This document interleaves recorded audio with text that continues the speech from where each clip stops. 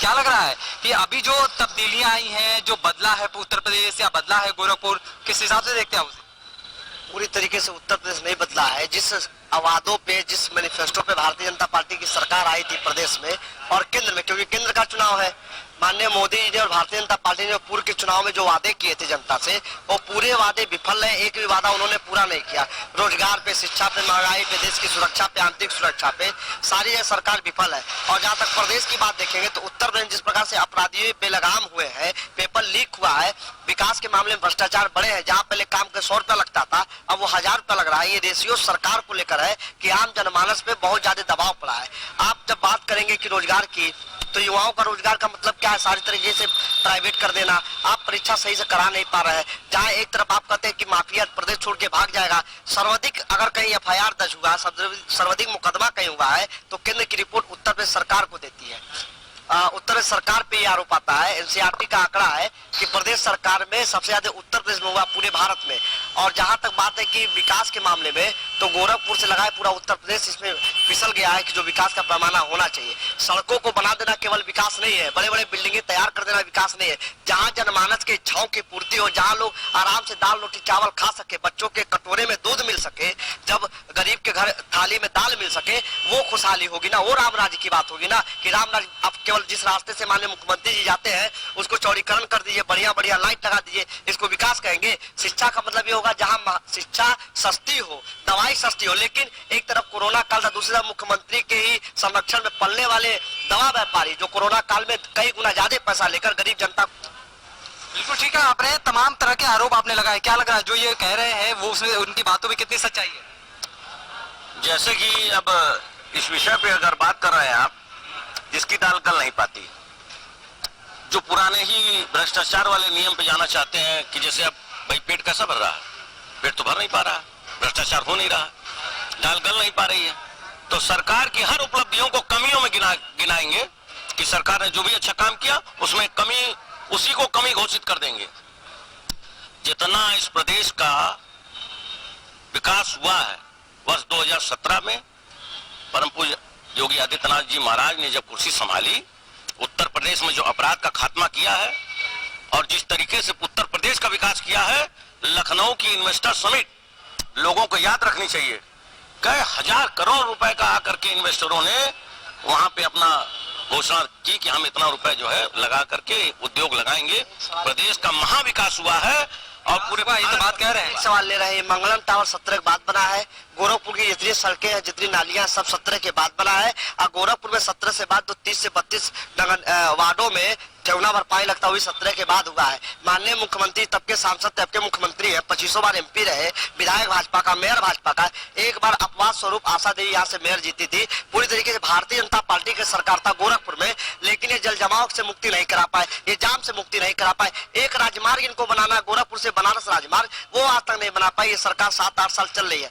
आप विकास के मामले में कर रहे हैं, यही गोरखपुर है जहाँ शमशान घाटों पे लोगों को जलाने की लकड़ियां नगर निगम नहीं दे रही थी। यही का MP है जो कहता है कि राजघाट पे मरने वाला सीधे स्वर्ग जाएगा। वो भी ब्राह्मण कुल के आने वाले MP है, और उस ब्राह्मण में जिस गोत्र के आते हैं सर्वश्रेष्ठ गोत्र होता है शुक्ला गोत्र। मैं जहाँ तक पढ़ा हूँ समाजशास्त्र के विषयों के अंतर्गत, वो कहते हैं कि यहाँ से जो मरेगा सर्वश्रेष्ठ जाएगा। अरे MP साहब, और इनके माध्यम कहता हूँ, आपने शिक्षा की बात क्यों नहीं करते? आपने खोला खाद कारखाना, कितने गोरखपुरिया वालों को वहाँ रोजगार मिलेगा? आपने खोला एम्स, वहाँ कितने लोग एडमिट होने, जरा बताइए ना। जमीन हमने मांगा कई सौ एकड़, आपने छोटा जमीन दे दिया क्योंकि आपको अपना मेडिकल कॉलेज खोलना था। आप जब ने कहा कि सड़कें ये नहीं ऐसे होंगे, आपने गरीब छोटे व्यापारियों पे, जो बहुत गरीब है, जो रोजी रोटी कमाता, सड़कों किनारे दुकान लगा के, उसकी दुकानों पे बुलडोजर चला के आपने अपने अपने कॉम्प्लेक्स बना लिए।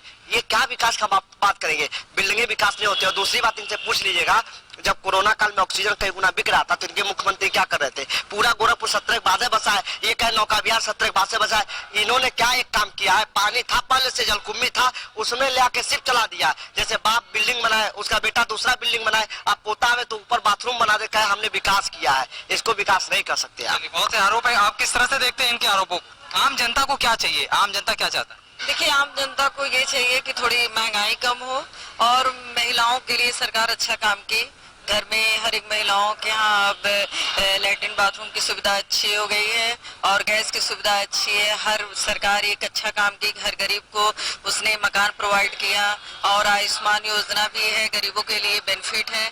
तो और उससे अच्छा सरकार ये काम कर रही है कि अंतर्राष्ट्रीय स्तर पे बहुत अच्छा काम कर रही है, देश का नाम हो रहा है, उच्च स्तर पे जा रहे हैं। बस ये है कि अगर जो हम लोग सब लोग मिल के सरकार का सपोर्ट करेंगे तो आगे बढ़ेगी। सरकार कोई भी आए, महंगाई तो बढ़ना है, अगर जो इसकी सोच अच्छी नहीं है, सरकार का काम अच्छा है, जो आप ये कमेंट कर रहे हैं ये हमारे बिचौलिया लोग ही गड़बड़ कर रहे हैं। जो नीचे के लोग हैं वो लोग आम जनता को उतनी सुविधा उतनी चीजें प्रोवाइड नहीं कर पा रही है, सरकार कर रही है। बस बिचौलिया अगर जो सही हो जाए बीच वाले तो सरकार का काम बहुत अच्छा है और आम जनता को बेनिफिट होगा तो सरकार के लिए और अच्छा काम करेगी और काम कर रही है। लेकिन जो निचले स्तर पे जो एडमिनिस्ट्रेशन है वहां से कुछ गड़बड़ियां हो रही है जैसा कहना है। क्या अगर लग रहा है कि जो सरकार पिछले 5 साल या 10 सालों से जो वर्क कर रही है उसमें कितनी तब्दीली आई है? देखिए, सरकार तो अपना काम करेगी, फर्क इतना सरकार में है कौन, हमारे ही घर के लोग हैं।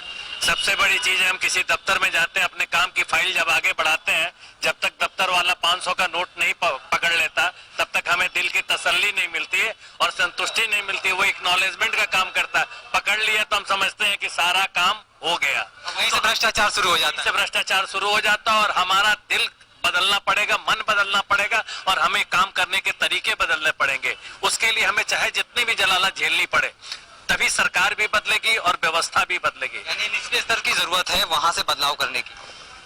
अब मैं आपकी बात से सहमत इसलिए नहीं हूँ कि कहीं भी भ्रष्टाचार ऊपर से पनपता है तो नीचे तक आता है। एक चपरासी क्या औकात है किसी से 100 रुपए 200 रुपए सिस्टम से ले ले, ऊपर से चूंकि जानता है कि मैं 200 लूंगा तो भी मैं फाइल अगला उस काम को आगे बढ़े। लेकिन मैं इससे सहमत नहीं हूँ। भ्रष्टाचार विश्व के सभी देशों में पैरेलल चलने वाली इकॉनमी है, इसको कम किया सकता है, खत्म नहीं किया सकता है। जो कहता खत्म कर देंगे तो मूर्ख बनाता है। अच्छा, जो भ्रष्टाचार के तमाम आरोप लगाए जा रहे हैं, बेरोजगारी की बात कहिए, उसे जनता किस तरह से देखती है? वाकई बेरोजगारी खत्म नहीं हुई है या महंगाई बढ़ी है, भ्रष्टाचार खत्म नहीं हुआ है? देखिए, विकास के काम अगर आप देखेंगे, घर में अगर आप स्कूटी खरीदते हैं, जब बाद में F14 लेंगे, FZ लेंगे, BMW खरीदेंगे तो पैसा तो आपको खर्च करना पड़ेगा। यानी इच्छाएं बढ़ेंगे तो पैसा बढ़ेगा। इच्छाएं बढ़ेंगी तो पैसा बढ़ेगा।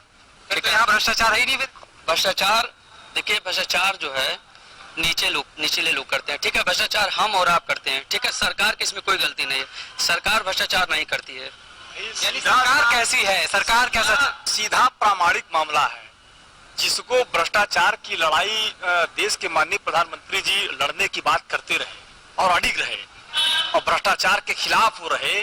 भाई आज सभी भ्रष्टाचारी जिनको भ्रष्टाचार चिल्ला चिल्ला कर कहा करते थे, आज वो साथ है कि नहीं है उस पर आप प्रश्न नहीं करते। आज सभी भ्रष्टाचारी आज जो है भारतीय जनता पार्टी के साथ खड़े हैं। तो भ्रष्टाचार से मैं ये जानना चाहता हूँ कि अगर वैसे इन सभी चीजों को हटा दिए तो विकास हुआ है कि नहीं, ये बताइए। विकास का जो मूल आधार, जनता विकास की बात करती है। मैं एक जगह भाई के तर्कों से सहमत था कि आम व्यक्ति को अच्छी चिकित्सा चाहिए और कहीं न कहीं से रोजगार के अवसर चाहिए, सरकारी नौकरियों में भी और प्राइवेट में भी सकारात्मक अवसर चाहिए जहां जो है बेरोजगारों का शोषण न हो। विकास हुआ है?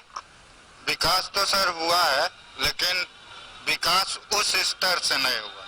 विकास होना रोड बन जाना, नाली बन जाना और 4 व्हीलर दौड़ने लगना, ये विकास नहीं है। ये विकास नहीं है। फिर आपकी नजर में क्या विकास? विकास का मतलब ये होता है जब आपके जेब में पैसा आएगा उसको विकास कहा जाता है। जब आएगा ही जब सड़कें चौड़ी होंगी, कनेक्टिविटी होगी, व्यापार बढ़ेगा, तभी तो विकास होगा। व्यापार देखिए, इस गोरखपुर चीज का को तो बढ़ा आप है, मान लीजिए कि जो अपोजिट पार्टियां हैं वो भी इस चीज को मान रही हैं कि विकास हुआ है।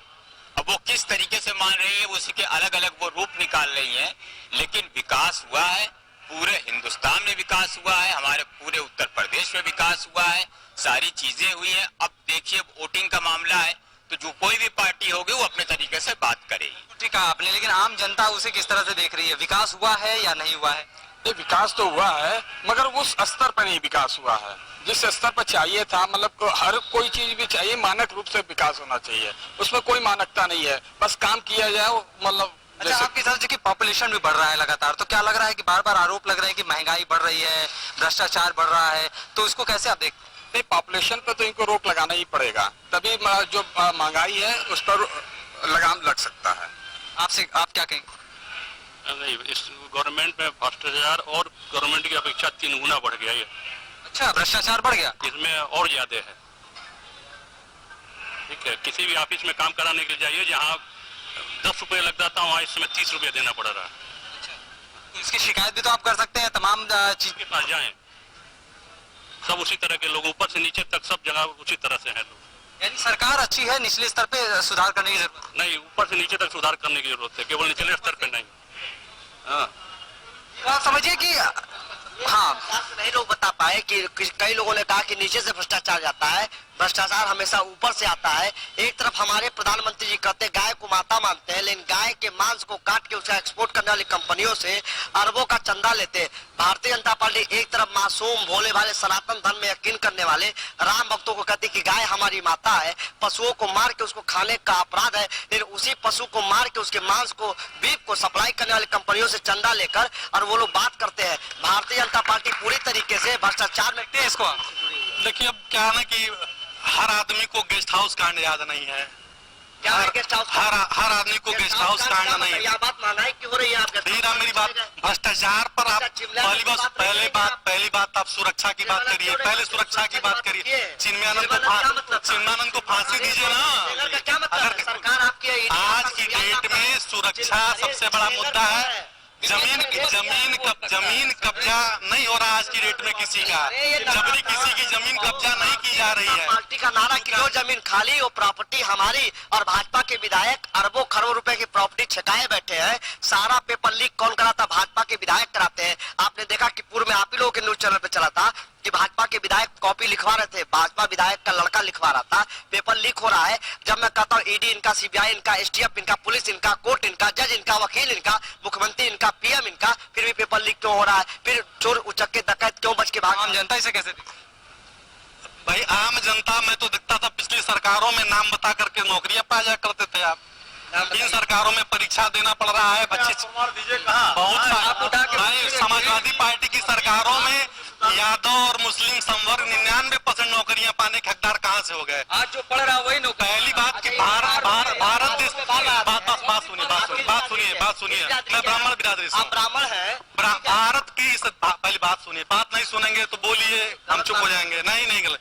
भारत देश के पहली बार इतिहास में सिविल सर्विस की परीक्षाओं को फायर तरीके से उसको हैंडल किया गया था। सुप्रीम कोर्ट के द्वारा परीक्षाएं निरस्त की गई हैं। ऐसी सरकारें भी इस देश में बनी कि जिस लोकतंत्र को कौन चलाता है? लोकतंत्र को अधिकारी चलाते हैं, क्लास 1 सर्विसेज चलाती है। आप ऐसी सर्विसों को भी बदनाम करने का पूर्णतः काम किए। आप दुनिया भर का घोटाला देख लीजिए, नाम तो गिनाने थक जाएंगे, आपको खुद पता है। और इन घोटालों के बाद इन इलेक्ट्रोल बॉन्ड की सच्चाई पर करेंगे। इलेक्ट्रल बॉन्ड के नाम पे क्या है? आप यह बताइए, आज पूरा देश कोरोना की कोरोना की वैक्सीन आज कहीं न कहीं से उसकी प्रामाणिकता पर संदेह खड़ा है। कहीं न कहीं से आज आम जनमानस में उसके प्रति एक भय व्याप्त है। और उसी कंपनी से चंदा भी लिया गया। ब्रिटेन के कोर्ट ने इस बात को, आप ओरल आप गूगल पे जाकर के देख लीजिए, उन्होंने बता दिया है कि 3% लोग इससे गंभीर ग्रसित हो सकते हैं जिनको पहले से कार्डियो की दिक्कत होगी। बाकी ये वैक्सीन सुरक्षित है। और आज इस देश में वो वैक्सीन सुरक्षित है नहीं, वो तो खैर अभी जांच का विषय है। आपसे एक बार और जानना चाहूंगा आखिरी में कि क्या लग रहा है कि जो अभी जो वोटर है वो किस तरफ जाएगा, क्या रूप से? जो आरोप प्रत्यारोप का दौर तो इलेक्शन मोड में हमेशा लगता रहता है, लेकिन वाकई क्या तब्दीलियां आई हैं? जमीनी स्तर पे कुछ बदलाव हुआ है? बहुत बदलाव हुआ है। और वोटर की अगर बात करें ना, जो ईमानदार है, जो न्याय के पक्ष में है, जिसको विकास दिखलाई पड़ रहा है, जिसको सुरक्षा मिल रही है, जिसको हर चीज की सुविधा मिल रही है, वो निश्चित रूप से भारतीय जनता पार्टी को वोट देगा। और अब की बार हमारी सरकार 400 से ज्यादा सीटों को ला करके भारत देश में अपनी सरकार बनाएगी। इस बात का पूर्णतः मुझको विश्वास है। बाकी देखिए, कमियां निकालने के लिए तरह तरह के लोग होते हैं जिनकी जेबें गर्म नहीं होती, वो सरकार में कमियां निकाल देते हैं, तरह तरह के प्रश्न उत्तर खड़े कर देते हैं। जिस समय कोरोना काल की यदि बात करें, भारत देश जिस संकट से जूझ रहा था, पूरा विश्व जूझ रहा था, उस समय हमारे प्रधानमंत्री जी ने जो साहस भारत को दिया जो वैक्सीन भारत को स्वदेश में निर्माण करके दिलवाई तो दूसरे किसी प्रधानमंत्री का भाव में ये बताइए तमाम लोग सड़कों पर तड़प तड़प कर मरे। माँ गंगा ऐसा क्यों भारत में नहीं हुआ, पूरे विश्व में हुआ? गंगा के आंचल में लाशें बहती रही और आप कह रहे हैं उत्तर प्रदेश के भारतीय जनता पार्टी अखिलेश यादव जी ने जो कहा था कि ये वैक्सीन लोगों के लिए मृत्यु की जगह है, आज लोग अटैक से मर रहे हैं। नरेंद्र मोदी के चंदा, वो भी वैक्सीन देने वाली कंपनी ने चंदा दिया नरेंद्र मोदी को और लोगों को मौत का टीका लगाया नरेंद्र मोदी। आज ये कुल चुनावी आपदा थी और आपदा के समय अगर परिस्थितियां ऐसी होती हैं तो उसका तस्वीर सभी को सामने रहता है। फिलहाल इंडिया न्यूज के इस चौपाल कार्यक्रम में हम यहाँ गोलघर के जो है मंगलम टावर में पहुंचे थे और यहाँ पर तमाम अलग अलग तबके के लोग मौजूद थे, कुछ राजनीतिक दल के भी लोग मौजूद थे। उनसे हम बात करने की कोशिश कर रहे थे कि वो किस तरह की सरकार चाहते हैं, वो किस तरह का जनप्रतिनिधि चाहते हैं, या कितना बदला गोरखपुर या कितना बदला उत्तर प्रदेश, इसको लेकर के लगातार हम उनसे बातचीत कर रहे थे। कुछ लोगों का कहना है कि उत्तर प्रदेश के साथ साथ गोरखपुर की भी तस्वीर बदली है और जो सड़कें कभी गड्ढे में तब्दील हुआ करती थी आज वो चौड़ीकरण हो गई है और पूरी तरीके से वहां पर वाहनें फर्राटा भरती हुई नजर आ रही है। फिलहाल इस 7वें चरण के इस रण में 1 जून को यहाँ पर वोटिंग होनी है और ऐसे में सभी मतदाताओं ने अपना मन बना लिया है और 1 जून को वो बूथ पर पहुंचकर अपने मत का प्रयोग करेंगे और 4 जून को ये तय हो जाएगा कि जनता किसे अपने जनप्रतिनिधि के रूप में चुनती है और किसे सरताज बनाती है।